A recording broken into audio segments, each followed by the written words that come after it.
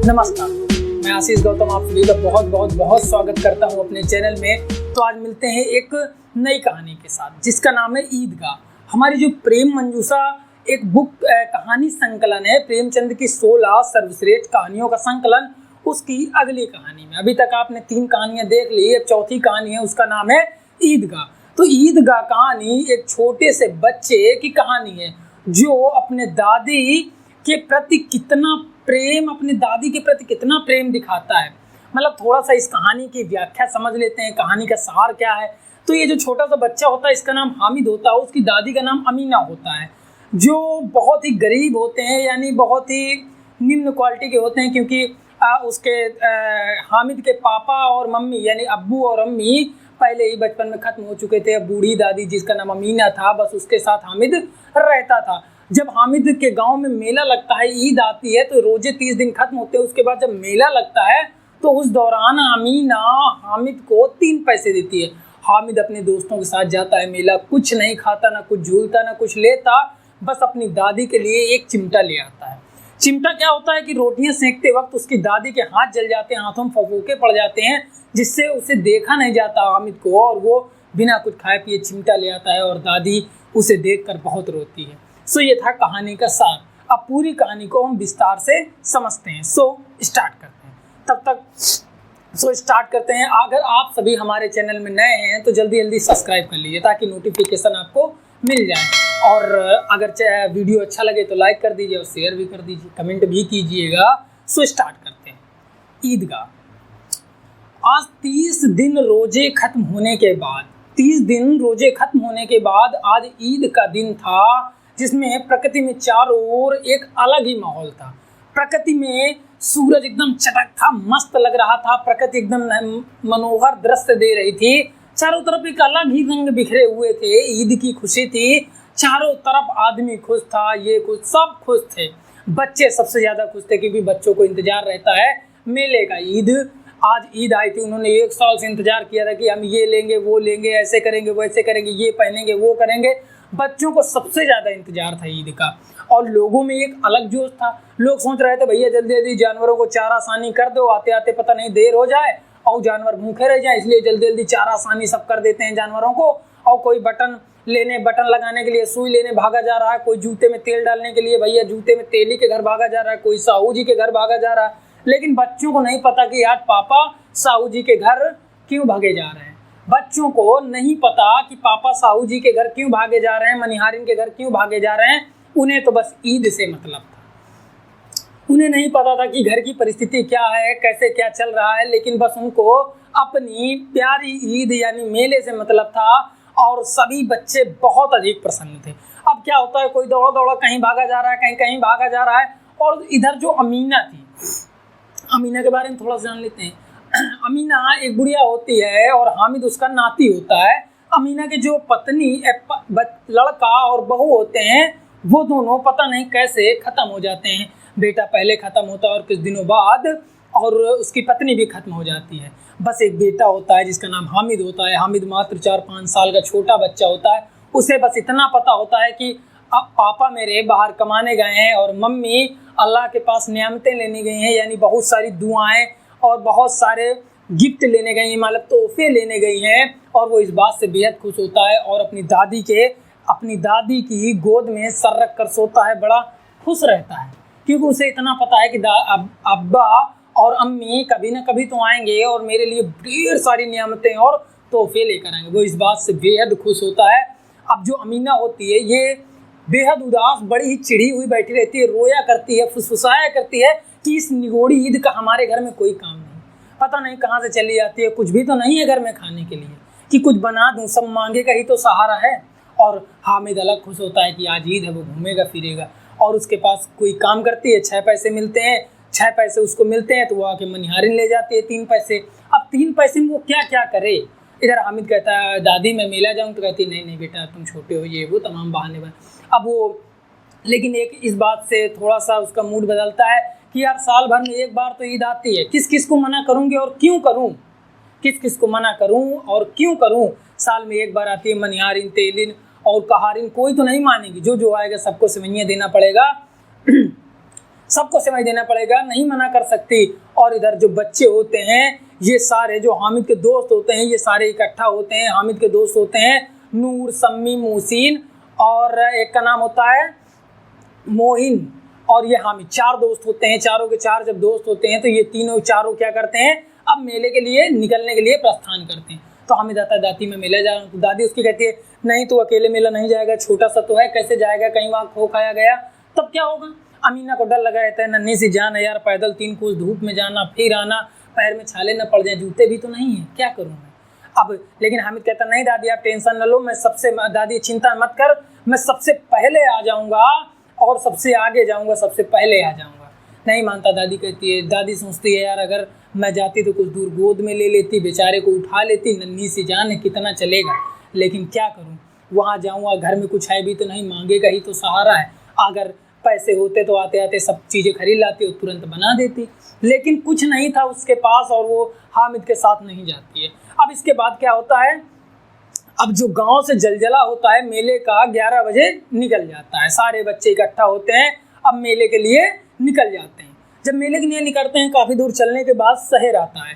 शहर जब आता है तो क्या होता है, बड़ी बड़ी इमारतें होती हैं और दोनों ओर बड़े बड़े घर होते हैं, घरों में पार्क होते हैं, पार्कों में आम और लीचियों के पेड़ होते हैं। कोई कोई बच्चा ले पत्थर मार के तोड़ रहा है आम, उधर से मार लिया या गरिया रहा लड़का, मजा ले रहे हैं, जैसा कि आजकल भी होता है, ले भैया पत्थर, वो कह रहा आप, ये भी कह रहे हैं आप, इधर से लाइन लगाए हैं, बढ़िया मजा ले रहे हैं।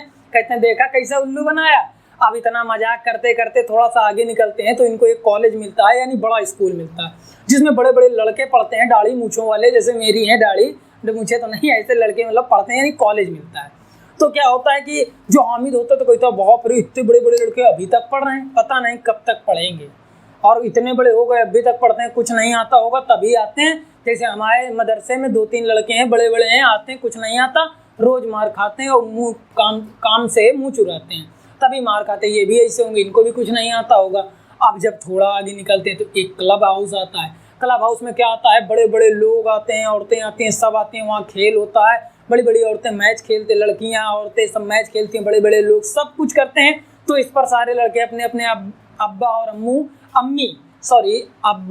अम्मी यानी पापा मम्मी पर कमेंट करते हैं कि हमारे मम्मी को दे दो बैट, तो क्या पता एक बार में गिर जाए मारे, तो पापा दौड़ ही ना पाएंगे इतना। तो इतने मोहसिन कहता है नहीं यार उस दिन मेरी भैंस छूट गई थी, मेरी अम्मी मुझसे तेज दौड़ कर गई थी और भैंस को पकड़ लाई थी, लेकिन अगर बैट पकड़ा दो तो क्या पता गिर जाए। और इसी में सब ठिठोली हंसी मजाक करते रहते हैं। अब थोड़ा आगे चलते हैं भैया, ये सब मदरसा, ये मतलब दर्शन जो था ये सारा अब खत्म होने लगता है। अब आती है मिठाई की दुकान। जब मिठाई की दुकान आती है तो इनकी आंखें खुल जाती हैं, कहते हैं अरे बाप रे इतनी मिठाई, एक एक दुकान पर मनो होगी, एक मन मतलब 40 किलो लगभग होती है। तो ऐसे कहते हैं एक एक दुकान पर मनो होगी। तो इतने मोहसिन कहता है यार अगर जो मिठाई नहीं खत्म होती है उसको क्या करता है कि जिन्नात आता है रात में और सारी मिठाई लेकर चला जाता है और असली पैसे देता है। तो इतने में हामिद कहता है यार उसके पास असली पैसे कहाँ से आ जाएंगे। मोहसिन कहता है लो भैया इनको बताओ असली पैसे, उसके पास पैसे कमी है क्या, चाहे जितना पैसा ले ले और चाहे जहाँ से निकाल ले, सारी सरकारी खजाने उसी के तो हाथ में रहते हैं, चाहे जितना पैसा निकाल ले और एक एक जिंद आसमान तक होता है, चाहे तो एक छोटी सी डिब्बी में आ जाए। इतना कहता है और जिससे खुश हो जाए उसको राजा बना दे, जिससे गुस्सा हो जाए उसको ले जाए, यानी रंक बना दे, यानी भिखारी बना दे, ऐसा उसमें ताकत होती है। अब बस एक मंत्र से खुश हो जाता है। तो हामिद कहता है यार ये मंत्र हमको मिल जाए तो काम बन जाए। कहता है कि देखो अपने गाँव के जो चौधरी हैं इनके पास पक्का जिंद है, कि किस लिए, क्योंकि जो गांव में एक बार बछिया खो गई थी, 30 दिन तक ढूंढे खूब, भैया इधर उधर भागे लेकिन बछिया नहीं मिली। जब चौधरी के पास गए, कहें चाचा हमारी बछिया खो गई, कहाँ है, तो बोले जाओ गौशाले में देख लो जाके। और देखे तो सच में वहीं बछिया वहीं बंधी थी। अब जो हामिद था उसको इतना पता चल गया था कि जो चौधरी है जितना इसके पास पैसा है और जो भी इसका बोलबाला है गाँव में, ये सारा जिन्नातों की है। कहता है एक मंत्र हमको मिल जाए हम भी कुछ कर ले। अरे भैया सबसे खुश नहीं होते यार, ये वो चढ़ते रहते हैं। अब थोड़ा सा जब आगे आते हैं तो क्या होता है कि ईदगाह दिखने लग जाता है। थोड़ा सा आगे निकलते हैं, अब ईदगाह दिखने लग जाता है। जब ईदगाह दिखने लग जाता है तो सारे बच्चों के चेहरे पर एक मुस्कान आ जाती है और रास्ते में चलते वक्त हामिद बच जाता है कार के नीचे से आने। कार के नीचे आते आते हामिद बच जाता है। जब वहाँ देखते हैं तो लाखों की भीड़, हजारों की भीड़ लगी रहती है। जो पक्का बना हुआ था जहाँ लोग नमाज पढ़ते हैं वो जगह छोटी पड़ जाती है। जो भी जितने भी लोग आते हैं पीछे कतारें बनाते चले जाते हैं। लाखों लाख लोग लगे हुए थे, अमीर गरीब, छोटा बड़ा, गोरा काला, जो भी थे सब एक साथ नवाज कर रहे थे। प्रकृति का ऐसा मनोरम दृश्य देखकर ऐसा लग रहा था स्वर्ग आज धरती पर है, ऐसा प्यारा दृश्य था। अब नवाज जो थी खत्म होने वाली थी। जब नवाज खत्म होती है तो सारे लोग एक साथ खिलौनों की दुकान पर टूट पड़ते हैं। सबसे पहले सब खिलौनों की दुकान पर जाते हैं। जब खिलौनों की दुकान पर जाते हैं तो मोहसिन भिश्ती लेता है, नूर वकील लेता है और सम्मी धोबिन लेता है, महसूद सिपाही लेता है। लेकिन जो हामिद होता है इसके पास मात्र 3 पैसे होते हैं। बेचारा कुछ नहीं लेता, दूर खड़ा रहता है। सब अपने अपने खिलौनों की बड़ाई करते हैं, मेरा ये करेगा, भिश्ती पानी लाएगा, वकील कोर्ट में लड़ेगा, धोबिन कपड़े धोकर लाएगा, सिपाही गांव का पहरा देगा। लेकिन हामिद दूर खड़ा रहता है और उसको ललचवाते हैं सब। वो भी सोचता है कहाँ से एक बार छू कर देख लेता है इन खिलौनों को।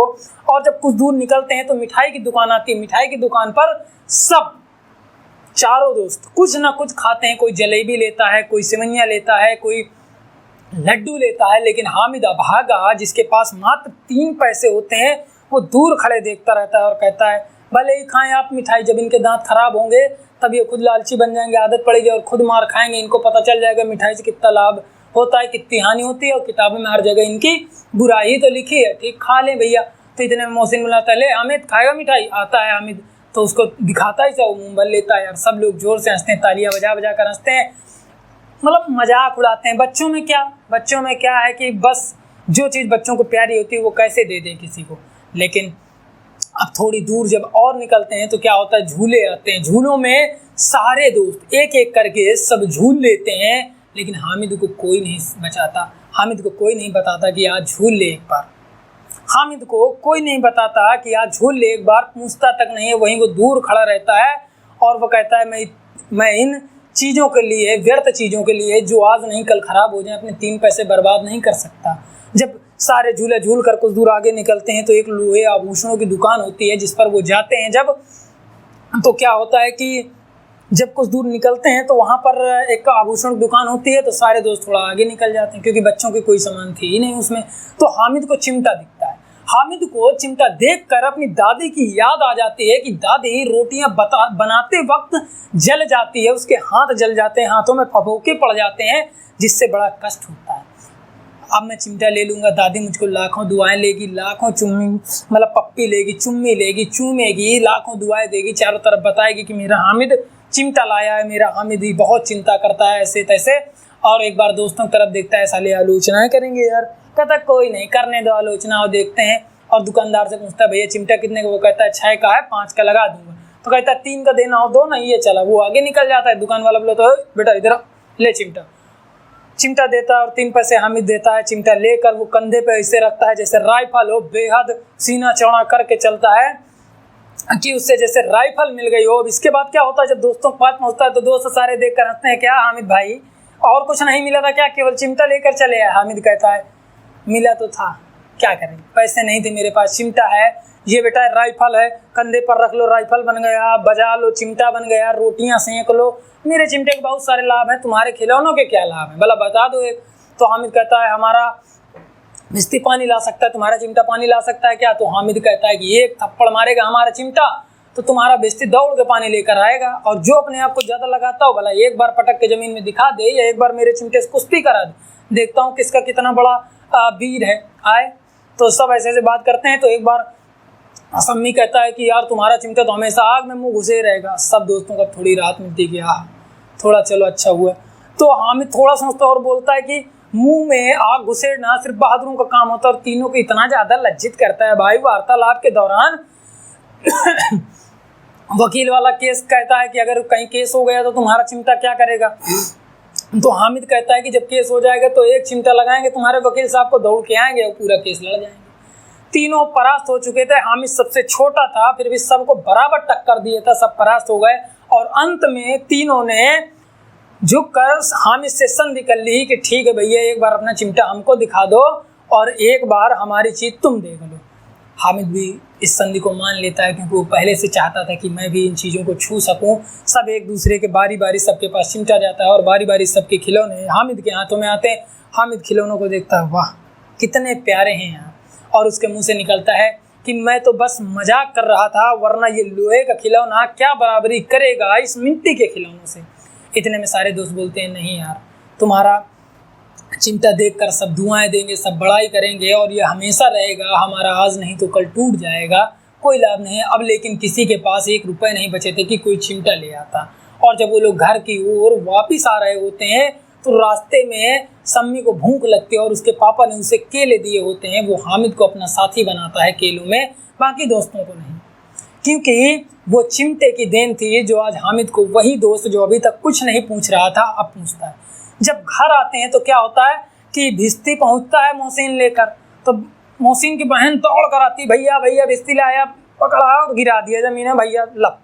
दोनों में झगड़ा हो गया, मम्मी आई दो तमाचा मारे और दोनों रोने लग गए। काम खत्म भिस्ती का।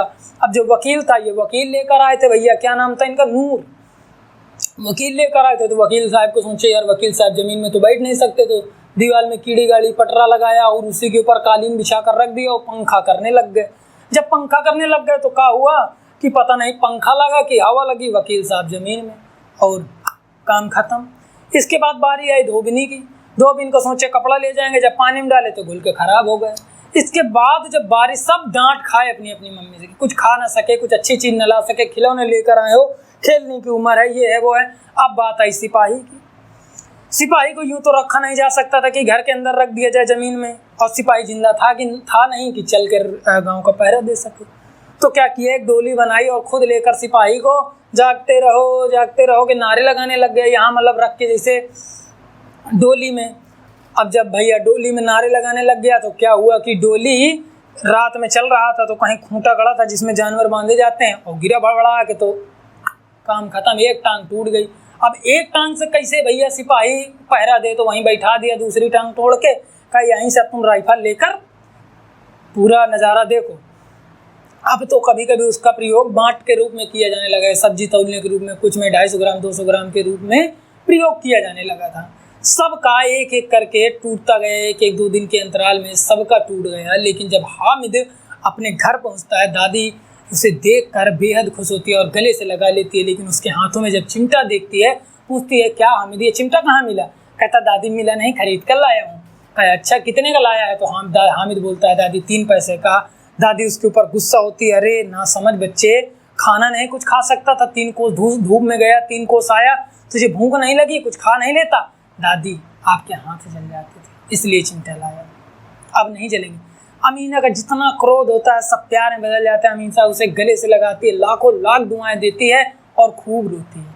हामिद को क्या पता कि दादी क्यों रो रही है और क्यों रो रही है, वह रहस्य कुछ नहीं समझता था। नन्ही सी जान थी, उसे अपनी दादी को उसका अपने प्रति जो प्रेम था देखकर रोना आ रहा था। वह उसे लाखों दुआएं दे रही थी और हामिद उसकी गोद में सर रख कर सो जाता है। तो जब हामिद गोद में सर रखकर सो जाता है, और इसी प्रकार ये कहानी एक छोटे से बच्चे द्वारा अपने दादी के प्रेम को दर्शाता है।